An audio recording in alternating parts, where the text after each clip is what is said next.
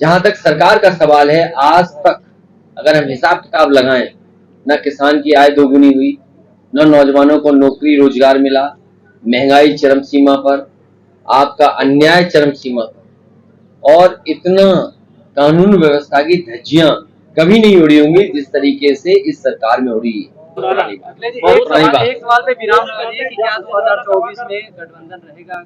बस 24 में गठबंधन रहेगा। गठबंधन का रूप क्या होगा वो 24 तक पता लग जाएगा। 80 सीटों पर आप कह रहे हैं लड़ने के लिए, तो कितनी आप? अरे भाई क्यों नहीं समझते हो भाई, लड़ने का मतलब तैयारी 80 नहीं करेंगे क्या? अगर हमें मदद करनी है किसी की, तो आप बताइए, कांग्रेस की मान लो कोई सीट है गोरखपुर में, तो उनका संगठन क्या है बताओ? तो मदद तो करनी पड़ेगी ना समाजवादियों को। ये अलग बात है कि समाजवादी पार्टी को वो जीत हासिल नहीं हुई, लेकिन हमारा संगठन तो है ना, तो संगठन मदद करेगा लोग। अच्छा, आप दिल बढ़ाकर बताएं कि आप कांग्रेस को कितना दे देंगे? कितना बड़ा दिल करते हैं। चलिए बहुत धन्यवाद है। थोड़ा दूर है, उनको जोड़ने के लिए आप क्या करें? पीडीए में कोशिश होगी कि जनता में हर वर्ग को जोड़ा जाए। कुछ लोग आए ना आए, लेकिन ये जनता का पीडीए है। राम मंदिर का श्रेय सर कांग्रेस ले रही है पूरी तरीके से। आज कमलनाथ जी का बयान आया कि बीजेपी वाले ये ना बोले कि राजीव गांधी ने ही मस्जिद का ताला खुलवा दिया। इस पर आप क्या कहेंगे? देखिए, ये बात इसलिए नहीं कुछ कहना चाहिए, जिनके बारे में आप नाम कह रहे हो उनके नाम में कमल है।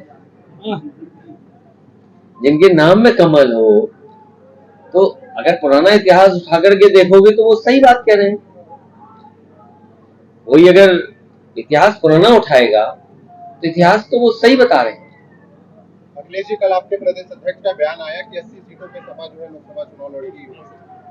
समाजवादी पार्टी 80 लोकसभा की तैयारी कर रही है, और कितना गठबंधन को साथ लें, कितनों को और साथ लें, वो आने वाले समय में पता लगेगा।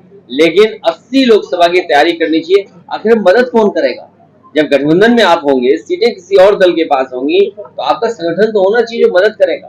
तो इसलिए समाजवादी पार्टी की 80 सीटों की तैयारी है, जिसमें संगठन बनाना, और अगर गठबंधन में सीटें जाएंगी तो उनकी मदद कौन करेगा? तो संगठन हमारा तैयार होगा। इंडिया के साथ सपा रहेगी या फिर? अभी तो इंडिया है ना, इंडिया के साथ है। इंडिया के साथ साथ पीडीए भी है। पीडीए हमारी स्ट्रेटेजी है, और पीडीए से घबराई है एनडीए। लेकिन मध्य प्रदेश में नाराजगी देखी गई है।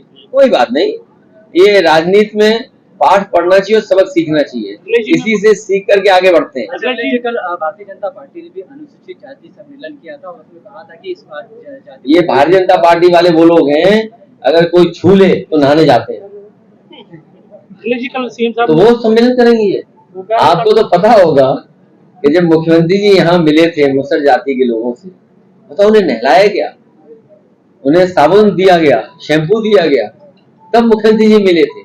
तो क्या ये दलित समाज के लोग भूल जाएंगे? इसीलिए समाजवादी पार्टी बाबा साहब भीमराव अम्बेडकर जी का जो सपना था, जो उन्होंने बातें कही थी, उनको मानते हुए, और लोहिया जी का जो रास्ता था उसको अपना करके हर वर्ग को साथ लाएंगे। 19 के चुनाव में आप बुआ के साथ थे, 24 के चुनाव में क्या बुआ के साथ जाएंगे और खामोश रहेंगे?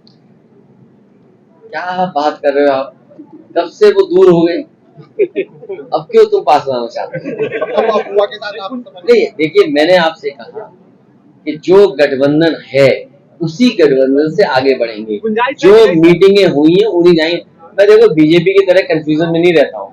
ये बीजेपी चाहती कंफ्यूजन रहे कि ये भी है वो भी है। अरे अपना बताओ ना, हमारे ढूंढ रहे हो, अपना बताओ ना क्या हाल है तुम्हारा। तुम्हारा संगठन नहीं ठन हो गया संगठन। मऊ में नहीं देखा हमने, घोसी में क्या हुआ? जनता ने कितना बुरा हराया बीजेपी को, अभी तक उस जीत से उभरे नहीं है। राजभर मंत्री की डेट बता रहे हैं कि पूरा नहीं हो रहा है। देखिए, मैं इस बात पे इसलिए नहीं कहूंगा कि उनके अंदर कितना झगड़ा है बीजेपी के अंदर। जो उनके अपने झगड़े वो तो ठीक करे पहले अपने, लेकिन जो जनता को उम्मीद थी, जनता को निराश किया है। आप किसान का गेहूं नहीं खरीदा गया, धान आ गया, धान की तैयारी नहीं है। आप बताइए आय दोगुने कहाँ हुई है? फसल बीमा में आप किस्त ज्यादा ले रहे हो और दे किसान को कुछ नहीं रहे हो। आपके जिले में भी किस्त ज्यादा गई होगी किसान की, मदद उतनी नहीं होगी, 10% भी मदद नहीं हुई होगी। तो सोचिए, अगर मुख्यमंत्री जी के जिले में किसान बीमा के जो किस्तें वो ज्यादा जा रही हो और किसानों की मदद कम हो रही हो, तो क्या उम्मीद करोगे प्रदेश में क्या हो रहा होगा? आपको नहीं लगता देवरिया कांड के देश जी का बहुत धन्यवाद देता हूँ। हमारे साथ पार्टी के वरिष्ठ नेता और यहाँ पर जो कार्यक्रम हुआ है शारदा प्रसाद महाविद्यालय, शारदा प्रसाद रावत जी महाविद्यालय के प्रांगण में नाई समाज का ऐतिहासिक कार्यक्रम हुआ है, जहाँ पूर्व मुख्यमंत्री कर्पूरी ठाकुर जी को याद कर रहे थे। वहीं जिस तरह का भेदभाव भारतीय जनता पार्टी की सरकार में हो रहा है, मुझे उम्मीद है कि इस सम्मेलन के माध्यम से बहुजन समाज जागरूक होगा, वो एक साथ आएंगे और इस भारतीय जनता पार्टी की गलत नीतियों के खिलाफ आने वाले समय में 2024 के चुनाव में भारतीय जनता पार्टी को हरा करके उत्तर प्रदेश से भेजेंगे। जहां तक सरकार का सवाल है, आज तक अगर हम हिसाब किताब लगाएं, न किसान की आय दोगुनी हुई, न नौजवानों को नौकरी रोजगार मिला, महंगाई चरम सीमा पर, आपका अन्याय चरम सीमा पर, और इतना कानून व्यवस्था की धज्जियां कभी नहीं उड़ी होंगी जिस तरीके से इस सरकार में उड़ी है। कहने को ये जीरो टॉलरेंस का नारा दे रहे हैं। जीरो टॉलरेंस अपराधियों के लिए हो गया है कि अपराधी जहां चाहते वहां अपराध करना है। जिस तरीके से अनसेफ महिलाएं हुई हैं, कोई कल्पना नहीं कर सकता आज के समय पर महिलाओं और बेटियों के साथ ऐसी घटनाएं हो रही हो। आप देखिए बांदा में क्या घटना हुई, उसके साथ जो घटना हुई उसके बाद उसकी हत्या कर दी गई। आप कोई भी जिला उठा करके देख लीजिए जहां पर घटनाएं सुनने को ना मिल रही। और गोरखपुर जो मुख्यमंत्री जी का खुद जनपद है, कोई महीना नहीं बचता होगा जिस दिन मुख्यमंत्री जी यहाँ न रहते हो। आखिरकार रहते हैं तो कानून व्यवस्था कौन देख रहा है? क्या मुख्यमंत्री की जिम्मेदारी नहीं बनती कि यहाँ की कानून व्यवस्था कौन देखेगा? और बगल में जो घटना हुई थी जिसका राजनीतिक लाभ लेना चाहते थे, लेकिन जनता को मैं धन्यवाद देता हूँ, हर वर्ग की जनता को जिसने संयम रखा। देवरिया की घटना से ये बीजेपी के लोग लाभ लेना चाहते थे, राजनीतिक लाभ उठाना चाहते थे, लेकिन मैं धन्यवाद देता हूँ जनता का किस संयम से उन्होंने बात को समझा, भारतीय जनता पार्टी की चतुराई को समझा और कहीं भी माहौल खराब नहीं हुआ। हमें उम्मीद है सरकार मदद में भी भेदभाव नहीं करेगी। ये चुपचाप भी जो मदद कर रही है सरकार, इनको इस तरह की मदद नहीं करनी चाहिए। अगर किसी के साथ घटना हुई है, मदद में भेदभाव सरकार न करे, सबकी मदद करे। और जो व्यवस्थाएं बनानी थी सरकार को, स्वास्थ्य सेवाएं ठप हो गई, कोई गरीब इलाज कराने जाएगा तो इलाज नहीं मिल रहा। और अभी तक बीजेपी ने कोई भी एक जिला अस्पताल नहीं बनवाया जहां पर गरीब का इलाज हो सके। कहने को तो बड़ी बड़ी बिल्डिंगें हैं, लेकिन क्या उनमें इलाज हो पा रहा है? किस उम्मीद और किस भरोसे के साथ एम्स बना था, और एम्स में भी जो इलाज होना चाहिए था, पूरे इलाज होने चाहिए थे, अभी भी पूरे नहीं कर पा रहे।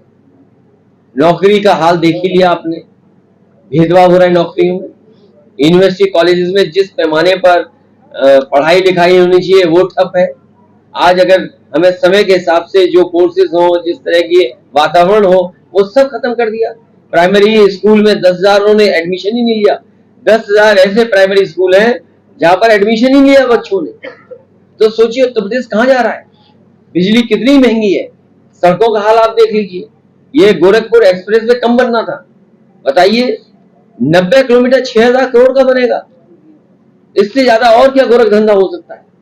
इसलिए हमें उम्मीद है कि जनता में जो संदेश देने का काम समाजवादी लोग और इन सम्मेलनों के माध्यम से हो रहा है, हम लोग सफल होंगे, कामयाब होंगे और 24 में भारतीय जनता पार्टी को पीडीए हराएगा, एनडीए हारेगा, पीडीए जीतेगा।